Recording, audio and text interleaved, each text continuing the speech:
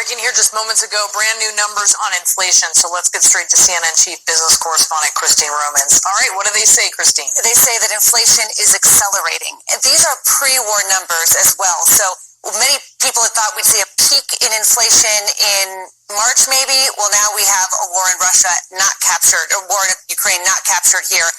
Year over year, 7.9% is the inflation number. That is a 40-year high. Month over month, up 0.8%. That shows that even month to month, inflation is accelerating. It is gas, it is shelter, it is food, groceries, all these things you basically can't live without are rising here. So when you dig into these numbers, you can see just why so many Americans are so sour on the economy on those opinion polls. It's because they're paying more for just about everything. Used cars, look at that, Brianna, up 41% from last year. Gasoline up 38%. And again, these numbers don't capture the big disruption in the economy from Putin's war in Ukraine. We'll continue to watch these numbers. The February release of CPI, Consumer Price Index, of course, is going to be huge. The month-over-month number, as expected, up 0.8%. The high water mark here was actually up 0.9.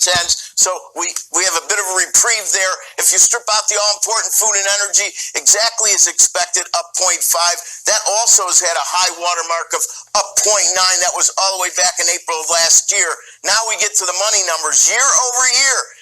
As expected, at 7.9% for year-over-year inflation, following 7.5 that could get revised. 7.9, we go to the Wayback Machine to find a higher level of inflation.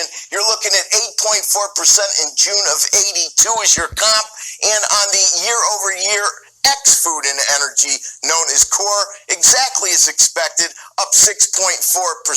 Of course, 6% in the rearview mirror. That still may get revised. 6.4%, well, that comps to the same as the 6%. 1982, August of 82, when it was 7.1%.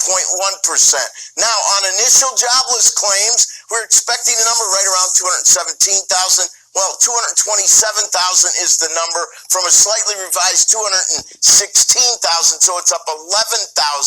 Remember, the post-COVID low going all the way back into those wild 60s was 188,000. That was back in December, I believe the first week in December.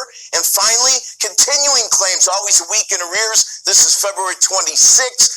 1,494,000, and that sequentially follows the slightly revised 1,469,000.